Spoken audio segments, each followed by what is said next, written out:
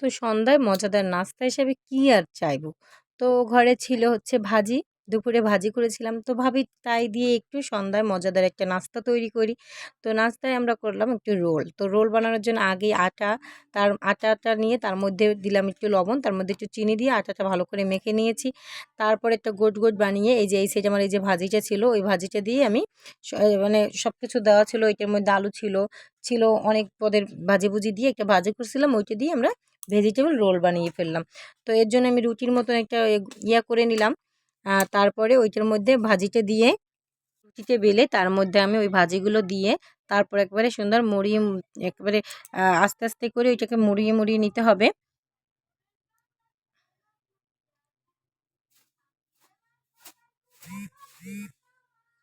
আমি ১ম যে পেঁয়াজটা দিছিলাম ওই পেঁয়াজটা হয়নি। তারপরে ভাবলাম তা এইভাবে দিয়ে দেখি। এইভাবে দিলে হয়তো কি ছোট হয়।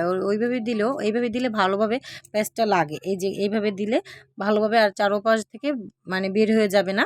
ওইটা ভালোভাবে বসে থাকবে। তো এই পদ্ধতিতে আমি এক করে সব রোলগুলি বানিয়ে নিব। আর এই যে আমার দেখছেন আমার এই পাশটাও থেকে বেরোনোর চান্স নেই, ওই পাশ থেকে বেরোনোর চান্স নেই।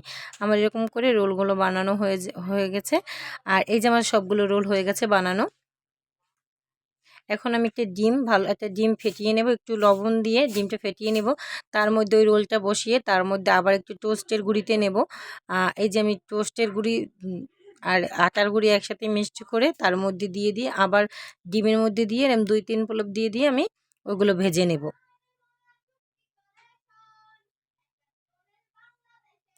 তো আমি একটা ফ্রাই প্যানে বসিয়ে তার মধ্যে লো মিডিয়ামে রেখে ওইটাকে আমি গরম করে তার মধ্যে এই রোলগুলো ভেজে নেব আস্তে। আর আমার এই ভিডিওগুলো যদি আপনাদের কাছে ভালো লাগে অবশ্যই লাইক, কমেন্ট, শেয়ার করবেন। আমার ফেসবুক পেজটা ফলো করবেন, ইউটিউব চ্যানেলটা সাবস্ক্রাইব করবেন।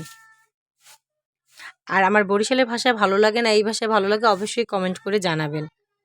তো আমি এই যে ফ্রাই প্যানটা গরম হয়ে গেছে তার মধ্যে তেল দিয়ে দিলাম। এখন এক করে সবগুলো রোল দিয়ে দেব।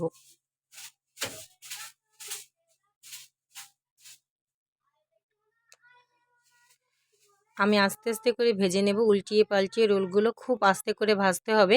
কারণ এগুলো বেশি করে ভাজলে পুড়ে যাবে আর খেতেও ভালো লাগবে না। তাই সেই আস্তে করে ২ সাইড ভেজে নিতে হবে।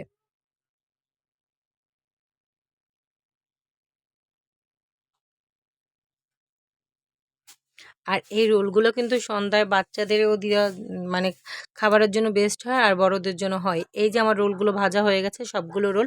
আর খেতে যে কি মজা হয়েছে তা বলে বোঝানো যাবে না। সাথে ছিল একটু সস। তো অত দূর আমার নেওয়া হয়নি ভিডিওটা। যদি আমার এই রোলগুলো আপনাদের কাছে বানানো ভালো লাগে তো অবশ্যই বাড়িতে একবার হলেও ট্রাই করবেন। আর সবাই লাইক, কমেন্ট, শেয়ার করবেন। আর আমার পেজটা অবশ্যই ফলো করবেন, ইউটিউব চ্যানেলটা সাবস্ক্রাইব করবেন। আজকে এই পর্যন্তই। সবাই ভালো থাকবেন, সুস্থ থাকবেন। বাই।